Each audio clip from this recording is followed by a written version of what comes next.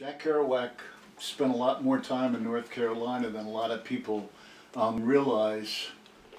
Probably in 1948, Christmas is the first time that I've read about Kerouac being here. When he came with his mother down to visit his sister brother-in-law down in Rocky Mount out on Tarboro Road.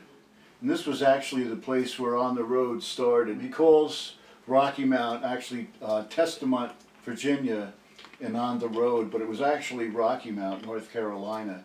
In the early 1950s, when his nephew was born in Kinston, North Carolina, actually Kerouac came and spent a few months. He's actually worked On the Road there. A lot of people think that On the Road was written in a 3-week spurt of spontaneous prose, but he actually spent a lot of time writing that book.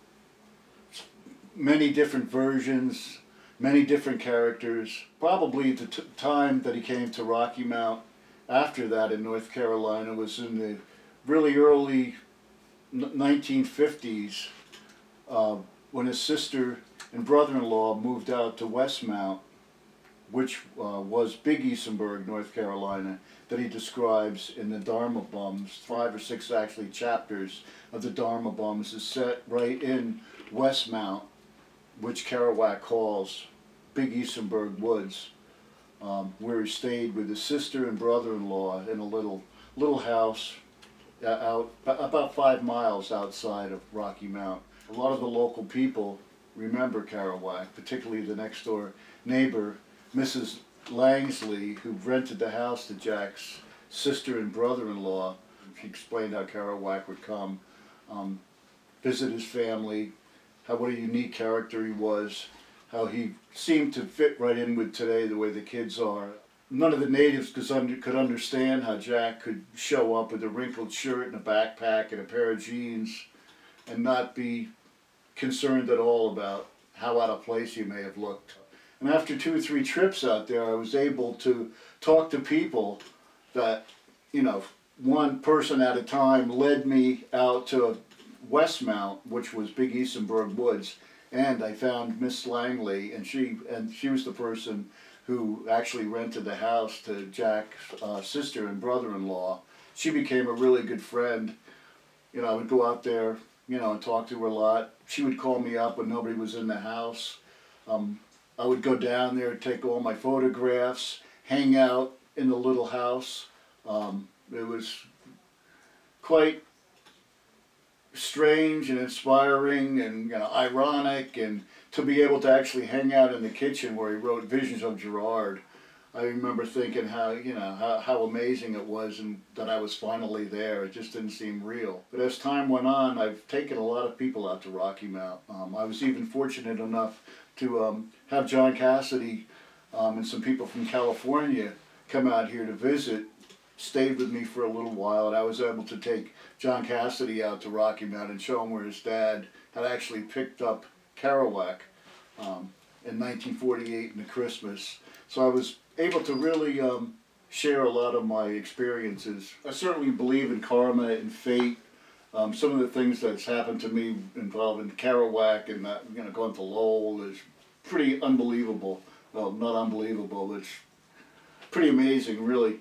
I remember in the fall of 1992, I was at work and my wife called me up and she's like, I got a call from the Lowell Historical Society. Somebody from the Lowell Historical Society wants you to come up to Lowell to be part of the Lowell Celebrates Kerouac Festival. They got your Rocky Mount book, and they want you to come up.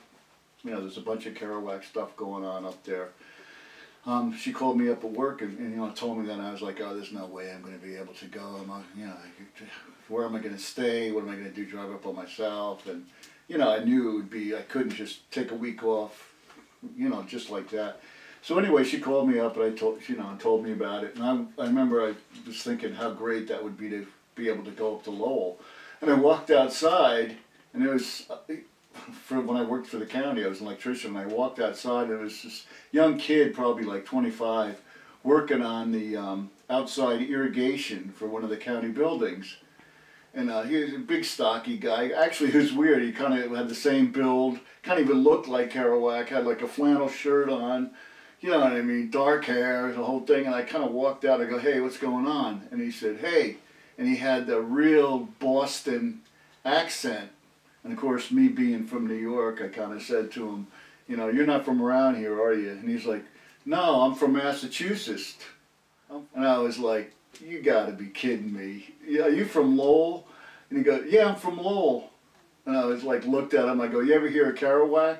And he goes, of course I've heard of Jack Kerouac, I'm from Lowell, you know. I'm like, you're not gonna believe this. And I said to him, you wanna go home this weekend? So we ended up jumping in my car and after work on a Friday afternoon and drove straight to Lowell. It was like 880 miles. There, every year they have like a guest musician, writer, poet, artist or whatever, and this year, that year, Ginsberg just happened to be there, which was pretty amazing. So I went to one of the centers there, you know, it was like a Saturday night. Ginsberg was reading, you know, I heard him read Howell and all the stuff. I couldn't believe I was actually there listening to all this.